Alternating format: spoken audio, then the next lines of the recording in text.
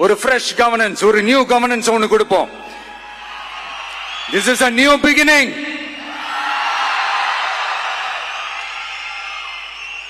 A new era of a real secular social justice starts now.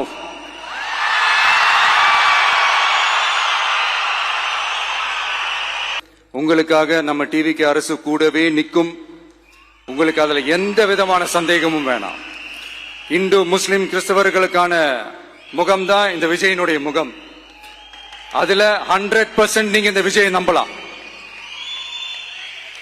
இப்படி ஒரு சூழலை ஏற்படுத்தி கொடுத்த தமிழ்நாட்டு மக்கள், ஒட்டுமொத்த மக்கள், उंगल अनेवरुक्कुम இந்த நேரத்தில் என்னுடைய நன்றியை தெரிவிச்சுக்கிறேன். मुख्यमंत्री झाल्यानंतर सी जोसेफ विजय यांनी केलेल्या भाषणात सेक्युलर, हिंदू, मुस्लिम आणि ख्रिश्चन या शब्दांचा उल्लेख केला. ही एक नवी सुरुवात आहे.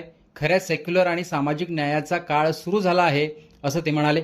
शिवाय हिंदू, मुस्लिम आणि ख्रिश्चन यांच्याविषयी बोलताना विजय भाषणात म्हणाले की विजय यांचा चेहरा हिंदू, मुस्लिम आणि ख्रिश्चन यांचा चेहरा आहे.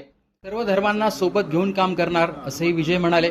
त्याशिवाय हिंदू, मुस्लिम, ख्रिश्चन यांचं प्रतिनिधित्व विजय करणार असंही ते म्हणाले.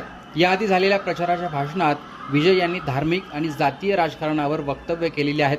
जसं आपण ड्रग्जपासून दूर राहतो तसंच जात आणि धर्माच्या नावावर होणाऱ्या विभाजनापासूनही दूर राहायला हवं असं विजय म्हणाले. जात आणि धर्म हे लोकांना तोडण्यासाठी वापरले जाऊ नयेत. राजकारण सामाजिक न्याय, विकास आणि समानतेवर आधारित असावं असंही विजय आधी म्हणाले आहेत. मुख्यमंत्री झाल्यानंतर केलेल्या भाषणात एक प्रकारे याचाच धागा पकडत त्यांनी हे वक्तव्य केलंय. जोसेफ विजय यांचे वडील ख्रिश्चन असून त्यांची आई हिंदू आहे. स्वतः विजय स्वतःची ओळख ही तामिळ असल्याचंच करून देतात.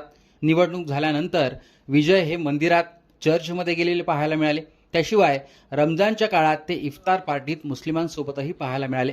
त्यामुळे एकूणच विजय यांची सामाजिक प्रतिमा ही सर्व धर्म समभाव आणि धर्मनिरपेक्ष असल्याचंच त्यांनी दाखवून दिलंय. आणि त्यामुळे सर्व जाती धर्मातून जाती धर्माच्या पलीकडे जाऊन त्यांना लोकांनी मतं दिली आणि 108 स्वतःचे आणि इतर 12 आमदारांच्या पाठिंब्यावर विजय हे तामिळनाडूचे मुख्यमंत्री झालेले आहेत. विजय यांनी भाजपच्या हिंदुत्ववादी राजकारणाला याआधीही विरोध केलाय. मात्र या शपथविधीच्या निमित्ताने त्यांनी हिंदू, मुस्लिम आणि ख्रिश्चन यांच्यावर भाष्य करत तामिळनाडूमध्ये सर्व धर्मांना सोबत घेऊन काम करणार असंच विजय यांनी एक प्रकारे सांगितलंय. आता विजय हे पुढच्या कालावधीत कसं काम करतात, त्यांना विरोध होतो का, दिलेली आश्वासनं ते पूर्ण करतात का, ते पाहणं महत्त्वाचं आहे. मात्र विजय यांचं हे वाक्य, याविषयी तुमचं मत कमेंट बॉक्समध्ये सांगा. लोकसत्ताला फॉलो आणि सबस्क्राईब करा.